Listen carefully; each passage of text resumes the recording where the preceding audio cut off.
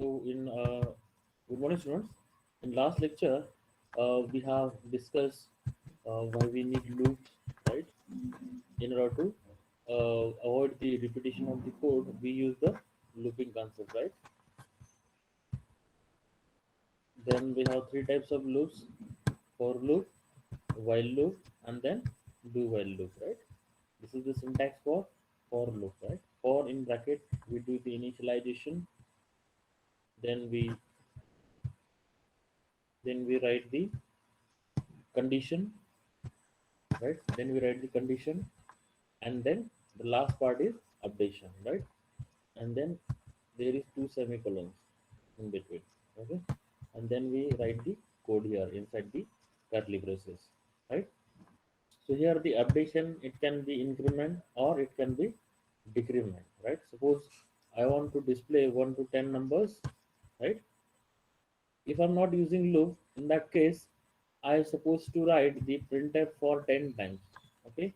So to avoid that, they can simply use the loop, using loop within one or two lines. We can finish the code, right? As you can see here, I have declared one variable I, then I initialize this I by one because it is starting with one, right? And it goes up to 10, right? So that's why less than or equals to 10, because this one is also less than, it is less than, it is not equal but is less than, this one is also less than 10, this is also less than 10, this one is less than 10, right? Up to less than or equals to 10. Okay. And what is the difference between these two numbers? Only one difference, right? So that's why I plus plus. Okay. I'm just simply displaying that value, right? So the flow of the for loop will be like this. First of all, initialization will be done, then it checks the condition, right? So the first for the first time I value is 1, so 1 is less than or equals to 10. Yes, condition true. So the control will come inside and it will display 1, right? Again it will go to the updation part. Now the value will become 2, right? I value will become 2. 2 is less than or equals to 10. Yes, it is true. Control will come inside and it will display 2 here, right? So it will the process will be continued up to 10, right? Because the 10 is less than or equals to 10. It is not a less, but it is equal. So the condition will be true, it will display I value as 10. Okay. Once the value of I is 11, the condition will be false, and once the condition is false, the control will come out of this loop. Okay.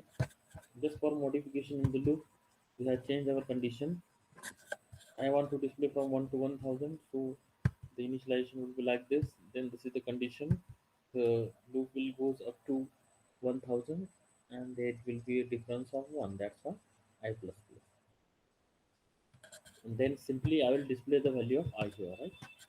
Then we have seen this example also, how to display the even numbers from 1 to 100, right? Even number, I'm starting with 0 because even numbers are nothing but starting from 2, right? So that's why it's less than 0.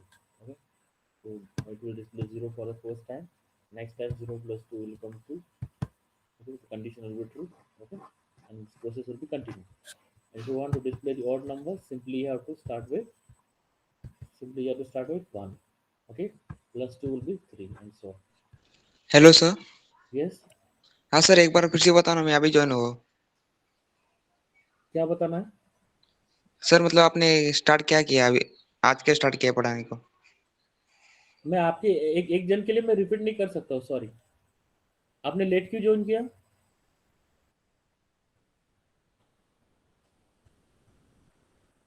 Why did you join late? Any reason? What is the timing for our lecture? You are supposed to join on time now. It's your mistake if you are not joining on time, right? So I can't repeat for you.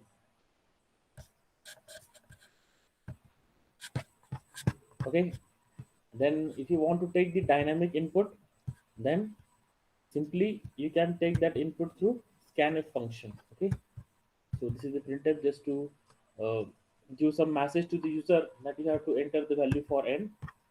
and then through scanf function we can take the input. Suppose if I have taken 10,000, so the loop will goes up to 10,000. Okay, so I have initialized by 1, the loop will repeat up to 10,000, and then I will add 2 here.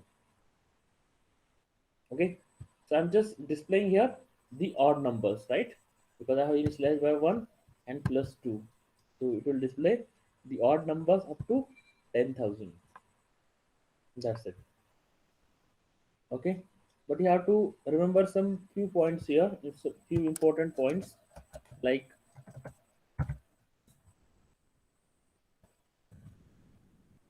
the condition is true, then the control goes inside the loop. Okay, if this condition is true, because the initialization will be done, right? Initialization will be done for only one time. Initialization एक ही बार होता है, उसके बाद वो condition check करता है, बराबर? जब तक कंडीशन ट्रू रहेगा तब तक वो अंदर जाएगा लूप के. ओके, अगर कंडीशन ट्रू है, कंट्रोल अंदर आएगा, स्टेटमेंट को एग्जीक्यूट करेगा, फिर से यहाँ पे जाएगा, बराबर? यहाँ से अपडेट करने के बाद फिर से कंडीशन चेक करेगा. ओके, कंडीशन जैसे ही फॉल्स हो जाएगा लूप के बाहर आ जाएगा. ओके, देखो इनिशियलाइजेशन एक ही बार होता है, बराबर? कंडीशन चेकिंग और अपडेशन बार बार होते रहेगा. कब तक होते रहेगा? जब तक कंडीशन फॉल्स नहीं होता.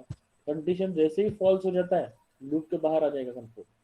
Okay, so initialization is done for only one time. Okay, and this process will be repeated until and unless this condition is false. जब तक ये कंडीशन फॉल्स नहीं होगा तब तक ये प्रोसेस रिपीट होगा. ओके, ये सब हम लोगों ने बेसिक्स में देखा था, बराबर? उसके बाद एक प्रोग्राम भी देखा था हम लोगों ने, factorial of a given number, right? Okay, so this is how we find out the factorial of a given number, right?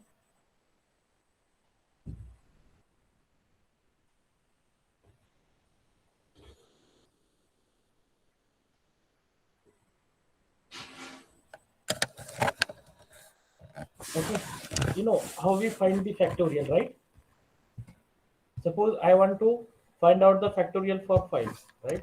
How I will calculate that factorial? Suppose n value is 5, right? Why we are taking n? Because the value of n can be anything, right? Suppose if I entered 5 here, it will calculate the factorial of 5. If I entered 7 here, it will calculate the factorial of 7 and so on, right? Hello. That's why I have taken the variable n just to take the flexible input, or you can say the dynamic input to the keyboard, right? So how we calculate the factorial? 1 into 2 into 3 into 4 into 5. Okay, suppose I'm just finding the factorial for 5. Okay, that's why I'm telling you up to 5 only, right? So I've taken value of n as 5 because I want to find the factorial of 5 only. Okay, so I'm initializing it by 1. Why? Hello Yes, sir, आवाज बहुत slow आ रहा है आपका. अभी आ रहा है proper? हाँ sir, अभी थोड़ा आया है आवाज. Okay. Okay, so we initialize this loop by 1. Okay, why? Because it is starting with 1. Okay, and it will go up to n because मुझे 5 का फैक्टोरियल फाइंड आउट करना है. तो कहाँ तक जाना चाहिए लूप? 5 तक जाना चाहिए. मतलब क्या? वो n तक जाना चाहिए because 5 is the value for n only. Okay, so this loop will go up to n. Okay, condition जब तक ट्रू होते रहेगा अंदर आएगा. अभी अंदर जाके क्या करेगा ये? लाइक फैक्ट वेरिएबल जो है उसका वैल्यू मैंने 1 से इनिशियलाइज किया, बराबर? अगर गलती से मैंने 0 इनिशियलाइज किया तो 0 multiplied by anything it will be 0 only. हर बार वो 0 0 0 होते जाएगा. Okay, that's why I have taken it as 1 only. Okay, और 0 फैक्टोरियल क्या होता है? 0 factorial is also 1 only, right? अगर मैंने n का वैल्यू अगर 0 लिया तो वो सिंपली 1 डिस्प्ले कर देगा. 0 फैक्टोरियल इज 1, करेक्ट? n का वैल्यू अगर सपोज मैंने 0 ले लिया, बराबर, तो वो 1 डिस्प्ले करेगा, इसके लिए मैंने फैक्ट का वैल्यू 1 लिया। ओके, बट मैंने यहाँ पे 5 कंसिडर किया क्योंकि मुझे 5 का फैक्टोरियल कैलकुलेट करना है। Okay, so it will multiply this fact, fact is nothing but 1 for the first time. पहली बार फैक्ट का वैल्यू कितना रहेगा? ओके, आई का वैल्यू 1 है, 1 is less than equal to 5, condition true, अंदर आएगा बराबर। आई का वैल्यू पहले के लिए 1 है और फैक्ट का भी 1 है बराबर। 1 इंटू 1, ये वेरिएबल में कितना जाएगा? 1 ही जाएगा। तो that's why the fact value will become 1, fact variable का वैल्यू कितना रहेगा? 1 ही रहेगा। ओके, अभी यहाँ से कंट्रोल जाएगा अपडेशन पे। अभी आई का वैल्यू कितना हो जाएगा? 2 हो जाएगा बराबर। I value will become 2, 2 is less than or equals to 5, true, it will come inside. okay, fact का वैल्यू पहली बार कितना था? 1 ही था बराबर। 1 इंटू आई का वैल्यू कितना हो गया? 2 हो गया। 1 इंटू 2, फैक्ट का वैल्यू कितना हो जाएगा? 2 हो जाएगा। I need to assign that value to this fact variable, that is 2. Again the control will go here. Now the I value will become 3. I का वैल्यू कितना हो जाएगा? 3 हो जाएगा बराबर। 3 is less than equals to 5, condition is true, अंदर आएगा। Fact का वैल्यू अभी प्रीवियस वैल्यू क्या था फैक्ट का? 2 था बराबर। 2 इंटू दिस 3 कितना हो जाएगा? 6 हो जाएगा। फैक्ट में कितना जाएगा? 6 जाएगा बराबर। अभी आई का वैल्यू कितना हो जाएगा? 4 हो जाएगा। 4 इज लेस देन और इक्वल टू 5, कंडीशन ट्रू, अंदर आएगा। अभी फैक्ट का वैल्यू कितना था? 6 था और आई का वैल्यू कितना है? 4 है। 6 इंटू 4, 24, किस में जाएगा? ये वेरिएबल में जाएगा, फैक्ट में। Again the value of I will become 5 now, right? 5 और less than equals to 5, less नहीं है बट इक्वल तो है, कंडीशन ट्रू हो जाएगा, अंदर आएगा। 24 into what is value of I now? 5. okay, 24 into 5 कितना हो जाएगा? 120, that will be assigned to fact. Again the value of I will be incremented, I का वैल्यू फिर से एक बार इंक्रीज होगा। अभी कितना हो जाएगा? 6 हो जाएगा। 6 is less than equal to 5, condition false हो जाएगा। कंडीशन जैसे ही फॉल्स होगा, कंट्रोल लूप के बाहर आएगा, यहाँ पे आ जाएगा प्रिंटफ पे। और फैक्ट का वैल्यू कितना है? अभी 120 था, उसको वो यहाँ पे डिस्प्ले कर देगा। That's okay. So this is how we calculate the factorial of a given number. अभी ये सिर्फ 5 का ही नहीं, अगर आपने यहाँ पे ये 7 दे दिया तो 7 का फैक्टोरियल कैलकुलेट करेगा। 8 दिया तो 8 का जो भी रहेगा फैक्टोरियल, उसको वो कैलकुलेट करेगा। Okay,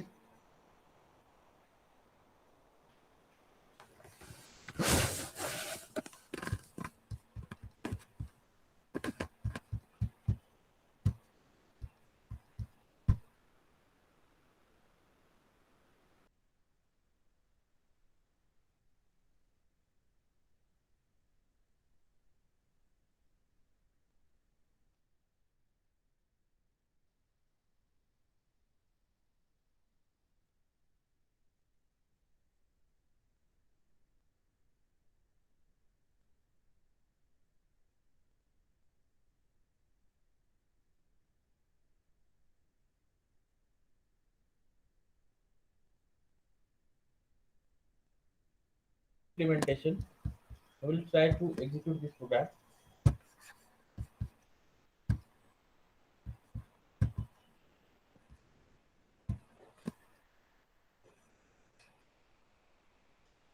Okay.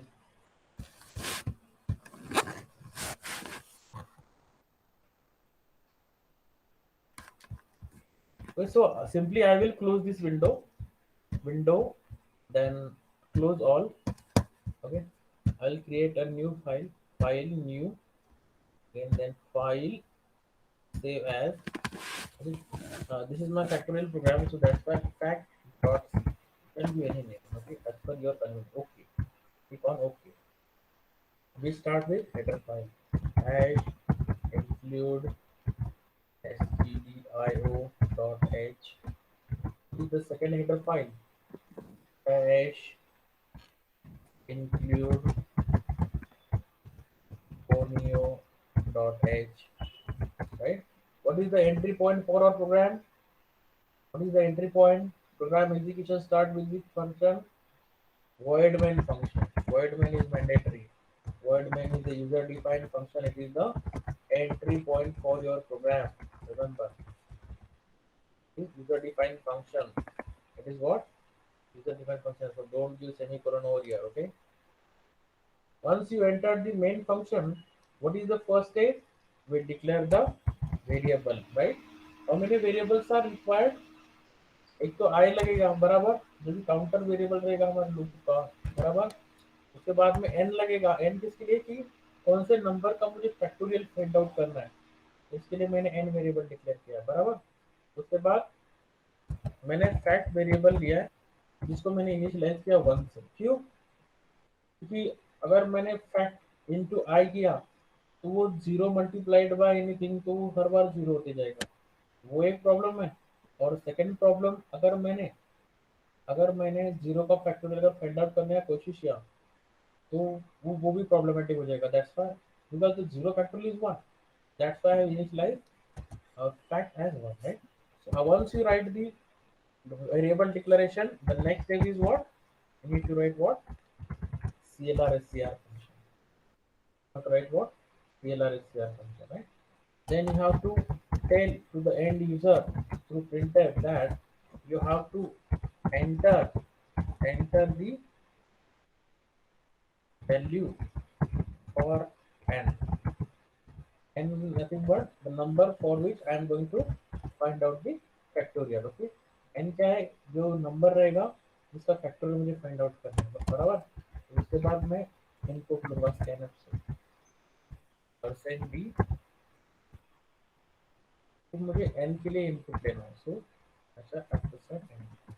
Okay, once you take the input, what is the next step? We need to write the for loop, बराबर। for loop में स्टार्टिंग किससे करेंगे हम लोग? I is equals to 1, बराबर। जो मल्टीप्लिकेशन फैक्टोरियल अगर मुझे 5 का फैक्टर फाइंड आउट करना है तो 1 into 2 into 5 बराबर, दैट्स व्हाई इनिशियलाइज बाय 1, बिकॉज़ 1 से स्टार्ट हो रहा है, बराबर। तो 1, देन कहां तक चलाना है? I is less than or equals to n।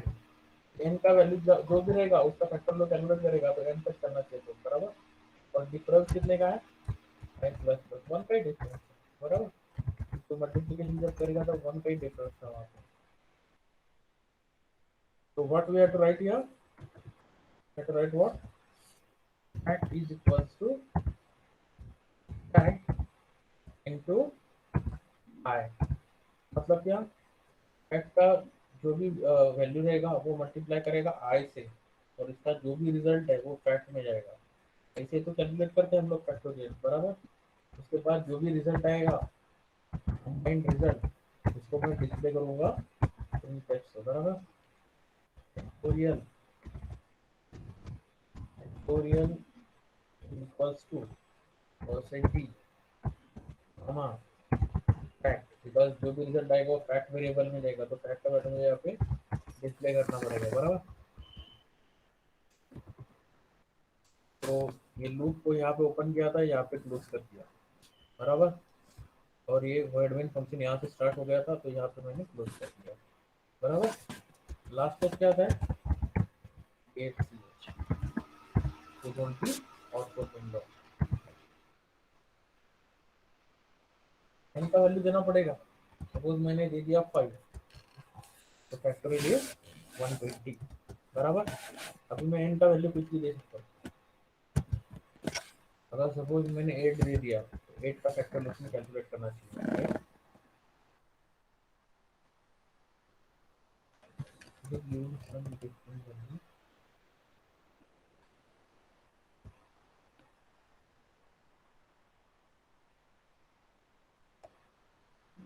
Okay. Integer के रेंज के बाहर जा रहा है, इसके लिए वो वैसा वैल्यू दे रहा है। तो आपको इंटीजर से बड़ा जो भी डेटा टाइप रहेगा वो डेटा टाइप आपको वहाँ पे मॉडिफाई करना पड़ेगा। अगर मैं 0 देता हूँ तो 1 दे रहा है, बराबर। अगर सपोज मैंने 4 दे दिया तो 4 का फैक्टोरियल कैलकुलेट करेगा।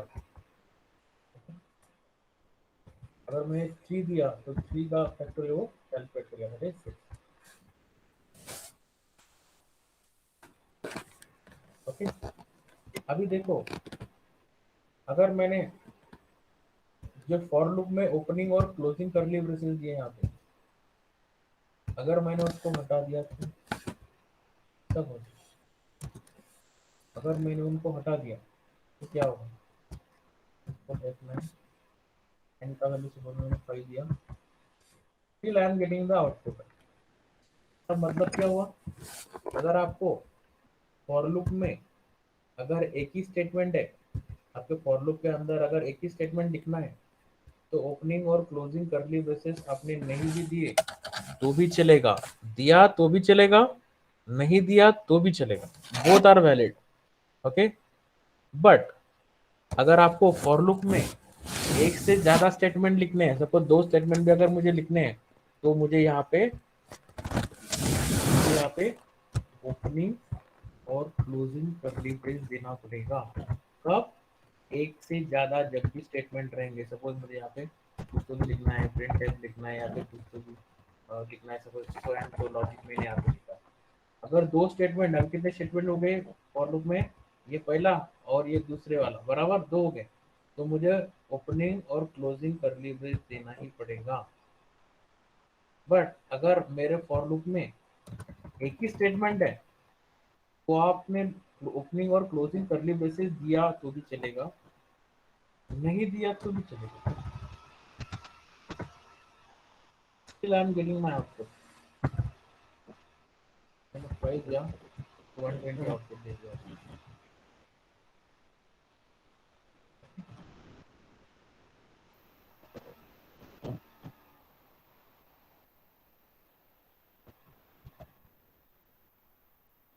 So this is how we calculate the factorial of a given number. F5 press किया तो फुल स्क्रीन होता है, ठीक है।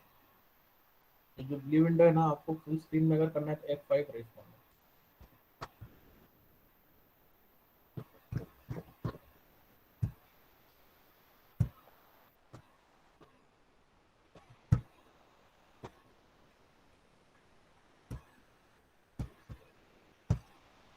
Okay, so this is how we calculate the factorial, right?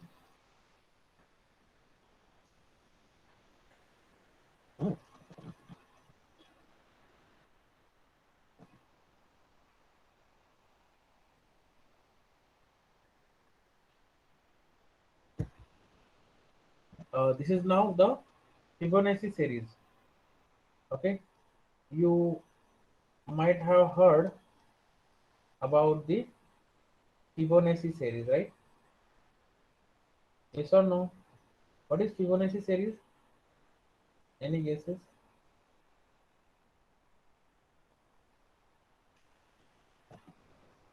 Any guesses?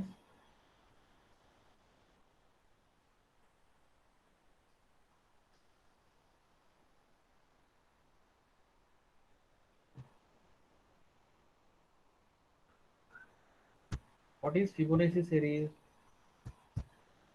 Sum of the previous two numbers. Correct. Sum of the previous two numbers, right? तो हम लोग कुछ तो भी नंबर्स लिख लेते हैं फिबोनाची सीरीज स्टार्टिंग के, बराबर, जिससे हम लोग लॉजिक अप्लाई कर सके, बराबर।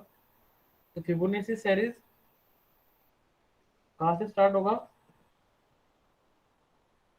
0, then 1, then 1, then 2, then 3, then 5, then 8, बराबर, then 30 and so on, right? So this is what our Fibonacci series.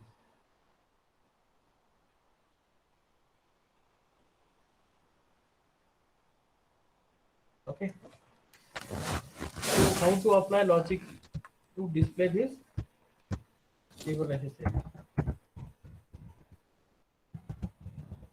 I want to apply the logic, okay, but for that you must know what is Fibonacci series. Fibonacci series अगर आपको पता नहीं रहेगा तो आप logic कैसे apply करोगे। Possible ही नहीं है, बराबर।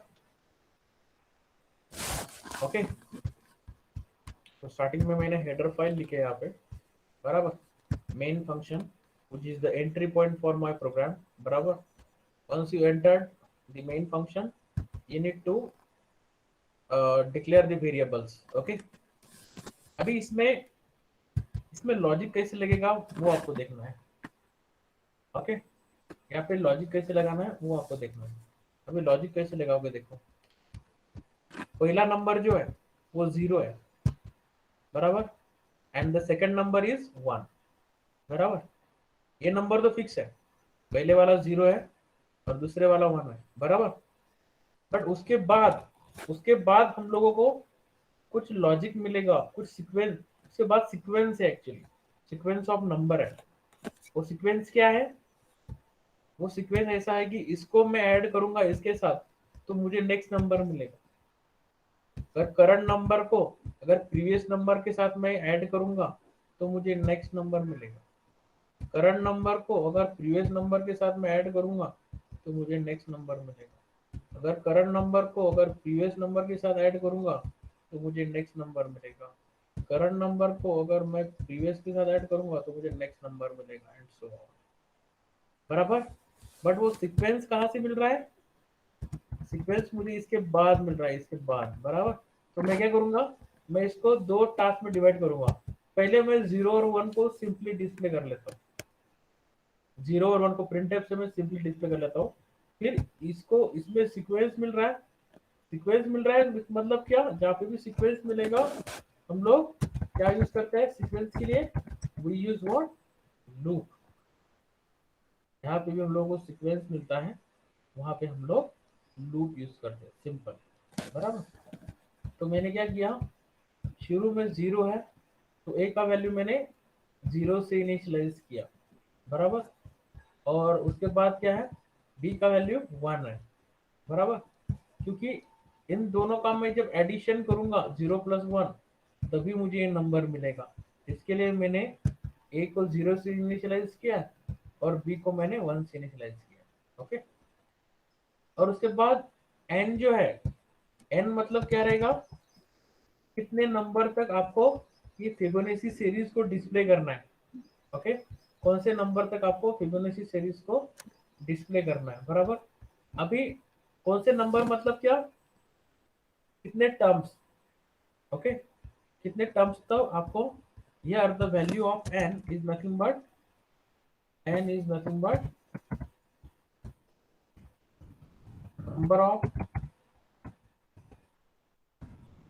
number of terms of Fibonacci series। Fibonacci series में कितने टर्म्स है, टर्म्स मतलब क्या, ये एक टर्म हो गया, ये दूसरा टर्म है, ये तीसरा टर्म है, ये चौथा है, ये पांचवा है, ये 6th है, ये 7th है और ये 8th टर्म है, ओके। हियर n का मतलब यहाँ पे ऐसा नहीं है, n मतलब क्या है कि नंबर ऑफ टर्म्स, कितने टर्म्स तक आपको फिबोनाची सीरीज फाइंड आउट करना है, okay. That is the value of n here, okay. अगर मैं कुछ भी वैल्यू दे सकता हूँ, हम लोग जब प्रोग्राम करेंगे तब पता चलेगा आपको। तो जैसे हम लोग n का वैल्यू वेरी करेंगे वहां तक वो उतने टर्म्स वो फाइंड आउट करेगा फिबोनाची सीरीज के। अगर मैंने 5 टर्म्स अगर दे दिए, अगर n का वैल्यू मैंने सपोज 5 दे दिया तो पहले 5 टर्म ही डिस्प्ले करेगा, 1 2 3 4 5, 5 ही टर्म डिस्प्ले करेगा। अगर मैंने n का वैल्यू 10 दिया तो 1 2 3 4 5 6 7 8 9 10 टर्म्स फाइंड आउट करेगा, बराबर। That is nothing but the value of n here, okay. तो मैंने क्या किया, ये जो टास्क था इसको मैंने अलग किया और इसको अलग किया, क्योंकि यहाँ से मुझे सीक्वेंस मिल रहा है, सीक्वेंस मिल रहा है मतलब क्या, मैं क्या यूज करूंगा वहां पे, मैं यूज करूंगा सिंपली लूप। जहाँ पे भी आपको सीक्वेंस मिलता है वहां पे लूप यूज करना है, बराबर। तो ये दो जो है इसमें तो कुछ लॉजिक ही नहीं है, इसमें सिंपल मुझे 0 1 डिस्प्ले करना है। तो मैंने क्या किया, प्रिंटफ में फिबोनाची सीरीज मैसेज दिया, स्लैश n किसके लिए होता है, दिल से ये दुआ।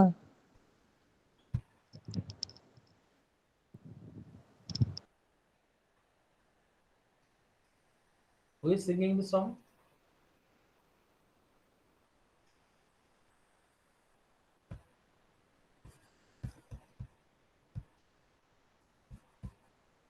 Okay, so I have just given the message for the, because मुझे ऐसे डिस्प्ले करना है ना फिबोनाची सीरीज, फिर उसके बाद जो भी नंबर्स रहेंगे, इसके लिए मैंने मैसेज दिया Fibonacci series. Slash n means what, new line पे जाएगा, मतलब क्या, ये जो सीरीज है वो नेक्स्ट लाइन पे डिस्प्ले करेगा हर एक नंबर को, 0 उसके बाद 1। ओके, इसके लिए मैंने स्लैश एन यूज किया। स्लैश एन मतलब क्या, न्यू लाइन पे जाके 0 डिस्प्ले करेगा, this is 0। Again next line पे जाएगा 1 डिस्प्ले करेगा। ओके, पहली बार 0 डिस्प्ले किया, फिर न्यू लाइन पे गया, न्यू लाइन पे जाके 1 डिस्प्ले किया, मतलब यहाँ तक मेरा हो गया। Again the control will go to the next line, यहाँ तक मेरा हो गया है। अभी मुझे इसके बारे में सोचना है। ओके, अब इसके बारे में सोचना है तो सीक्वेंस कैसा है वो हमको देखना पड़ेगा। 1 से स्टार्ट हो रहा है, तो 1 से मैंने इनिशियलाइज कर दिया। i is less than equals to n minus 2। अभी आप लोग सोच रहे हो कि n minus 2 क्यों लिया, n क्यों नहीं लिया? ओके, क्यों लिया n minus 2? क्योंकि मैंने फिबोनाची सीरीज के पहले दो जो टर्म्स थे वो मैंने प्रिंटफ से यहाँ पे सिंपली डिस्प्ले कर दिया। प्रिंटफ से मैंने 0 और 1 को, मतलब क्या, 2 टर्म्स को मैंने पहले ही डिस्प्ले कर दिया, बराबर। इसके लिए मैंने यहाँ पे n नहीं लिया, n लिया तो भी चलेगा, आपका जो फिबोनाची सीरीज है बराबर वो डिस्प्ले होगा, कुछ प्रॉब्लम नहीं आएगा। बट वो क्या करेगा, 2 एक्स्ट्रा के टर्म्स फाइंड आउट करेगा इसके बाद। ये कितने टर्म्स है, 1 2 3 4 5 6 7 8, बराबर। अगर मैंने 8 दे दिया तो वो नेक्स्ट 2 टर्म्स भी फाइंड आउट करेगा, मतलब 10 टर्म्स फाइंड आउट करेगा अगर मैंने n-2 की जगह पे n लिया तो, बराबर। बट मैंने फिबोनाची सीरीज के पहले दो नंबर जो है 0 और 1, इसको मैंने पहले से डिस्प्ले कर दिया, 2 टर्म्स इज ऑलरेडी ओवर, इसके लिए मैंने n-2 किया है यहाँ पे। ओके, तो n का वैल्यू जितना रहेगा उतने ही टर्म्स को फाइंड आउट करेगा। अगर आपने n दिया तो वो +2 टर्म्स फाइंड आउट करेगा। Okay, and for each and every terms we are incrementing it by 1। देखो यहाँ पे डिफरेंस भले ही ज्यादा हो, एक से ज्यादा डिफरेंस है, बट यहाँ पे काउंटर जो है, काउंटर मैंने किसके लिए यूज किया है, टर्म्स के लिए यूज कर रहा हूँ मैं। Starting with the first term it will goes up to n-2 terms and it will incremented by 1 term। मतलब क्या, ये पहला टर्म है, ये दूसरा टर्म है, ये तीसरा है, ये चौथा टर्म है, ये पांचवा है और ये 6th वन है, ऐसा। इसके लिए मैंने that's why given i++। Okay, अभी इसके बीच का जो डिफरेंस है वो कैसे होगा, हम लोग उसके लिए लॉजिक लगाएंगे। अभी फिबोनाची सीरीज मतलब क्या होता है कि पहले दो टर्म्स का एडिशन। ओके, तो मुझे ये 1 चाहिए, तो कैसे आएगा, a का वैल्यू मुझे 0 लेना पड़ेगा, बराबर, और b का वैल्यू मुझे 1 लेना पड़ेगा, मतलब क्या, 0 + 1, तो c में कितना जाएगा, 1 ही जाएगा। कितना जाएगा c में, 1। तो c को मैंने यहाँ पे डिस्प्ले कर दिया, c को मैंने यहाँ पे डिस्प्ले कर दिया, मतलब क्या, ये 1 डिस्प्ले हो गया, बराबर। 1 डिस्प्ले हो गया यहाँ तक, ये तो पहले ही डिस्प्ले कर दिया था हमने यहाँ से, बराबर। उसके बाद 0 + 1 वो चला गया सी में, सी को डिस्प्ले किया, मतलब ये टर्म हमारा हो गया, बराबर। अभी क्या हो रहा है, अभी मुझे 2 फाइंड आउट करना है, अभी मुझे क्या चाहिए, 2, बराबर। अभी लेकिन नेक्स्ट टर्म हमको कैसे मिलता है, प्रीवियस 2 टर्म्स को ऐड करके, प्रीवियस 2 टर्म्स को ऐड करके हमें क्या मिलता है, नेक्स्ट टर्म मिलता है, बराबर। तो उसके लिए हम लोग क्या करना पड़ेगा, बताओ। फर्स्ट टाइम के लिए जब लूप चला तब a का वैल्यू कितना था, a का वैल्यू 0 था, और b का वैल्यू कितना था, b का वैल्यू 1 था, बराबर। उसके हिसाब से तो हम लोग इनिशिएट किया था। This was A, this was B, बराबर। उसको ऐड करके वो गया था सी में, और सी से उसने डिस्प्ले कर दिया, तो 1 मिल गया, बराबर। अभी क्या करेंगे हम लोग, अभी मुझे चाहिए 2। Okay, now I want what, 2। अभी 2 कैसे मिलेगा, 1 + 1, बराबर। कैसे मिलेगा, 1 + 1, because in Fibonacci series we add the previous 2 term, then we get the next term, बराबर। तो पहले ये ए था और ये बी था, करेक्ट। तो और ये हमें सी मिल गया था, this was the C value, ठीक है, for the first term a + b। तो a का वैल्यू 0 था, b का वैल्यू 1 था, दोनों को ऐड करके मुझे मिला 1, that is nothing but the value of c, clear. तो अभी क्या होगा, पहली बार ये a था, ये b था, और ये c था। अभी नेक्स्ट टाइम में क्या होगा, अभी नेक्स्ट टाइम में क्या होगा, सेकंड इटरेशन के लिए ये बन जाएगा मेरा a, बराबर, ये बन जाएगा मेरा b। मतलब क्या, ए और बी जो स्टार्टिंग में लिया था मैंने, ये पहले ए था और ये बी था, बराबर। अभी नेक्स्ट टाइम के लिए ये ए बन जाएगा और ये बी बन जाएगा। तो बनेगा कैसे, बी का वैल्यू ए को असाइन करो, ये देखो, बी का वैल्यू ए को असाइन कर दो, और सी का वैल्यू बी को असाइन कर दो, सी का वैल्यू बी को असाइन कर दो, दैट्स इट, हो गया, बराबर। अभी ये क्या करेगा, असाइन करने के बाद ये ए बन जाएगा और ये बी बन जाएगा। अभी यहाँ से कंट्रोल कहाँ पे जाएगा, यहाँ पे जाएगा, आई प्लस प्लस। अभी आई का वैल्यू कितना जाएगा, 2 जाएगा, बराबर। ये कंडीशन ट्रू हो जाएगा। सपोज मैंने एन का वैल्यू सपोज 8 ले लिया, तो 8 - 2 6, बराबर। आई का वैल्यू 2 है, 2 is less than equal to 6, true अंदर आएगा, बराबर। अभी सी का वैल्यू क्या हो जाएगा बताओ, 1 + 1, ए + बी, मतलब क्या, ए और बी, ये है अभी, ए बी ये नहीं है, ये है ए और B. 1 + 1 that is 2, it will display the value of C that is 2, मतलब ये टर्म हमको मिल गया। ओके, वी गॉट क्लियर, बराबर। तो इसके लिए ये सी बन जाएगा, now this is the here, right. फिर से ये क्या करेगा, बी का जो वैल्यू है वो ए हो जाएगा, सी का जो वैल्यू है वो बी हो जाएगा। मतलब क्या, अभी ये ए था, ये बी था, बराबर। अभी नेक्स्ट टाइम के लिए, नेक्स्ट टाइम के लिए क्या होगा, ये ए बन जाएगा, ये बन जाएगा, ये बनेगा अपना बी, और नेक्स्ट टर्म जो रहेगा वो बनेगा अपना। सिंपली हम लोग क्या कर रहे हैं, प्रीवियस 2 टर्म्स को ऐड कर रहे हैं, उसको डिस्प्ले कर रहे हैं, बराबर। उसके बाद पहले नंबर को हमने ए कंसिडर किया, दूसरे नंबर को बी कंसिडर किया, ठीक है। और फिर नेक्स्ट टाइम ये ए बनेगा, ये बी बनेगा, और ये सी बनेगा। ओके, पहले टाइम के लिए ए था, ये बी था, ये सी था। नेक्स्ट टाइम के लिए ये ए बनेगा, ये बी बनेगा, सी बनेगा। नेक्स्ट टाइम के लिए ये ए बनेगा, ये बी बनेगा, सी बनेगा, बराबर। एंड सो ऑन, ऐसे आगे चलते जाएगा, बराबर। तो बनेगा कैसे, पहले ए था, ये बी था, बराबर।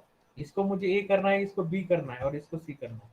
तो क्या किया मैंने, बी का वैल्यू असाइन किया ए को। तो जिसका वैल्यू असाइन करना है वो राइट हैंड साइड में लिखना है हमेशा, रिमेंबर। जिसका वैल्यू असाइन करना है उसको, बी का वैल्यू मुझे ए को असाइन करना है, मतलब क्या, बी मुझे राइट हैंड साइड में लेना पड़ेगा, उसका वैल्यू असाइन करना है ए को। तो वो ये असाइनमेंट ऑपरेटर है, ये बी का वैल्यू ए को असाइन करेगा, रिमेंबर। तो बी राइट हैंड साइड में लिखना पड़ेगा। फिर उसके बाद जो भी सी का वैल्यू था वो क्या बन जाएगा आपका, बी बन जाएगा।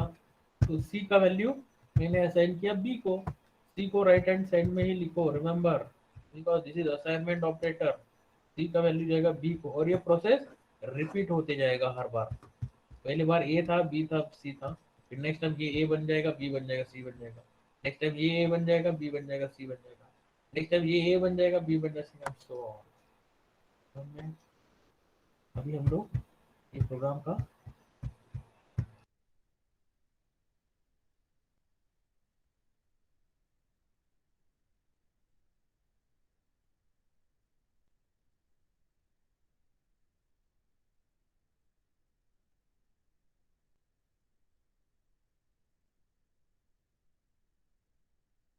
We'll see the execution of this program.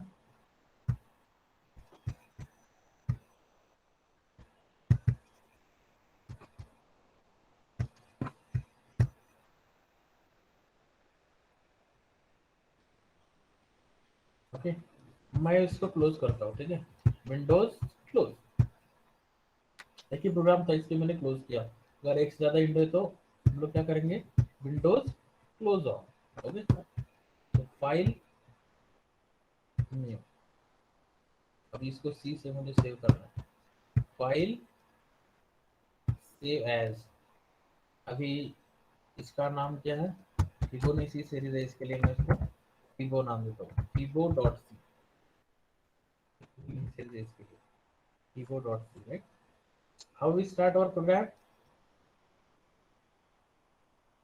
we start with header file, that is hash include stdio dot h.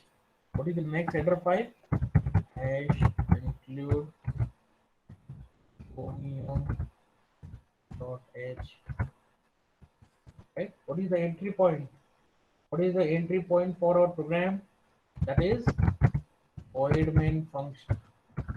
Void main function, it is mandatory to write void main. Without void main we cannot execute our program.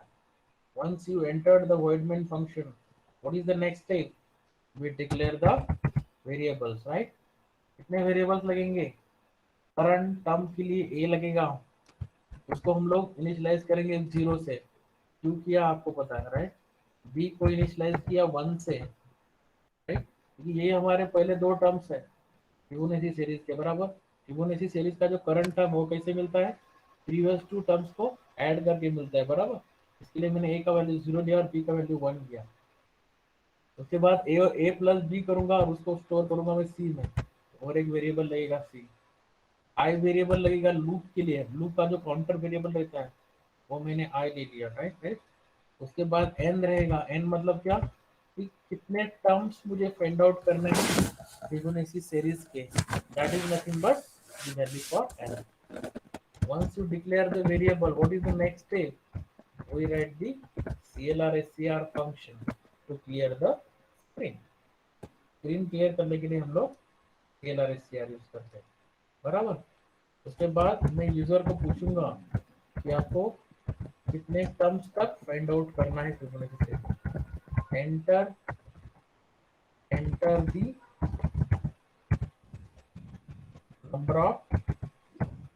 number of terms of the series।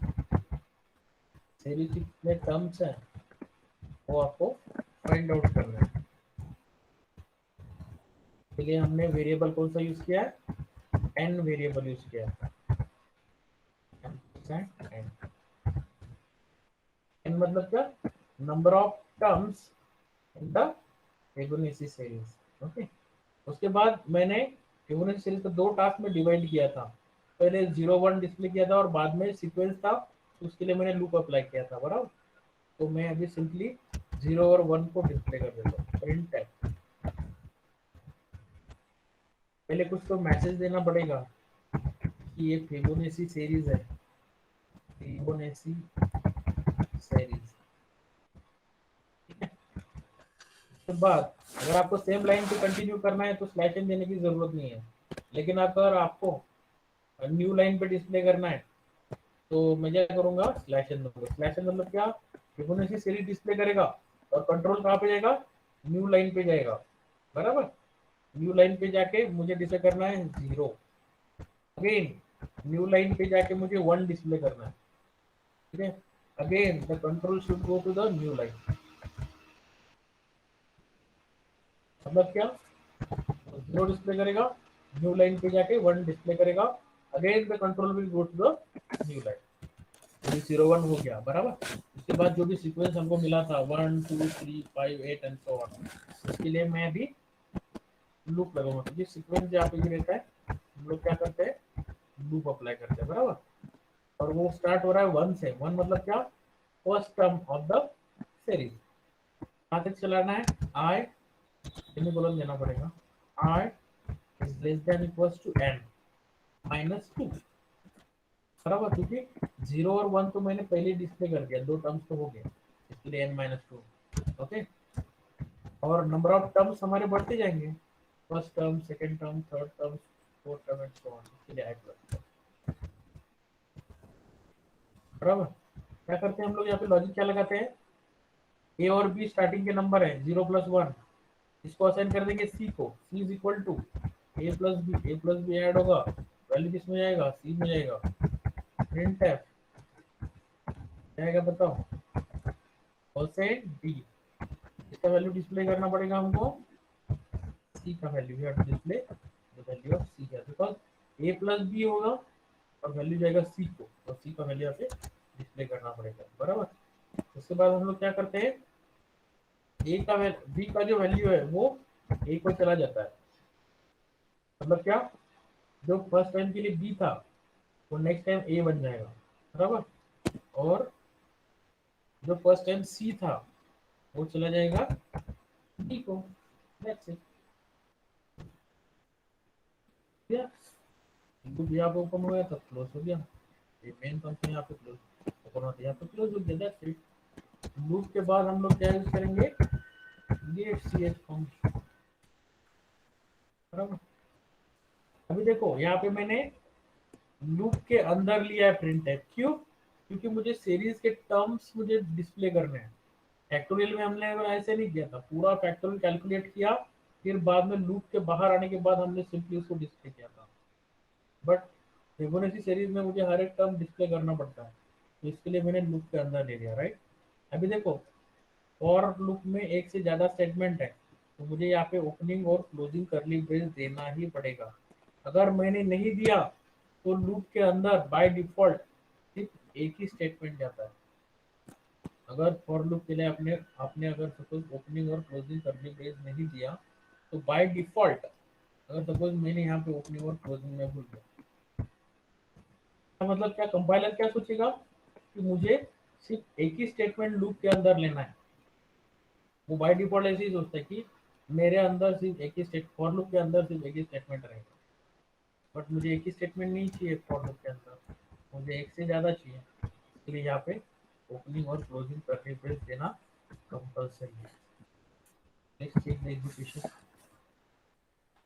Suppose मुझे 8 terms find out करने हैं Fibonacci series से, तो ये 8 terms हैं, 0 1 1 2 3 5 1 2 3 4 5 6 7 8।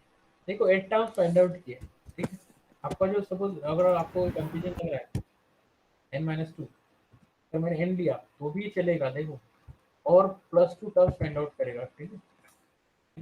8 दिया, 8 terms find out करना है, बट वो 10 टर्म्स देगा, देखो, 21 और 34 उसने एडिशनल दिया, जबकि मैंने उसको बोला कि मुझे 80 टर्म्स चाहिए, बट वो 10 टर्म्स दे रहा है।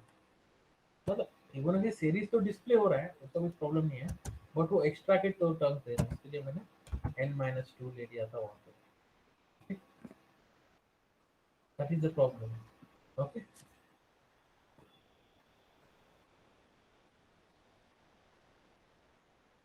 I hope all of you understood these two programs, because these two programs are frequently asked in examinations also.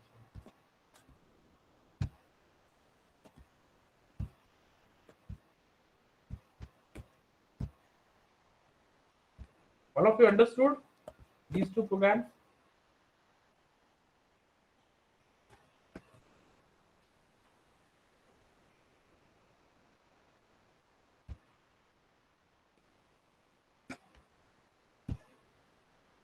What about other students? Other students are not responding.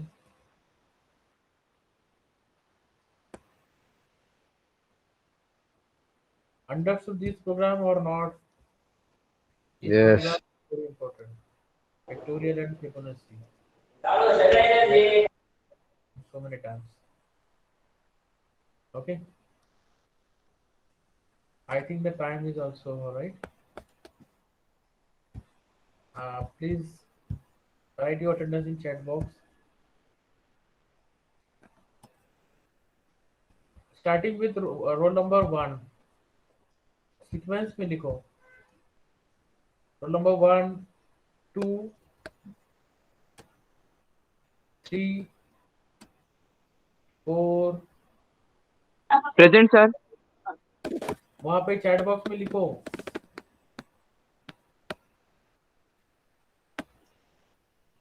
Right your attendance in chat box.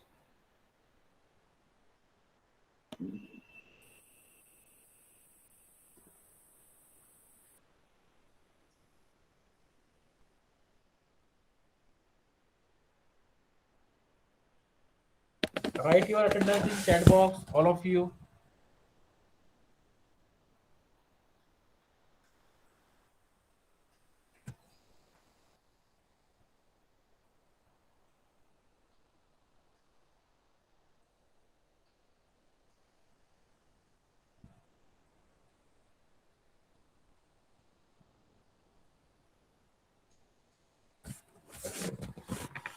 Once you write the attendance, you can leave the meeting.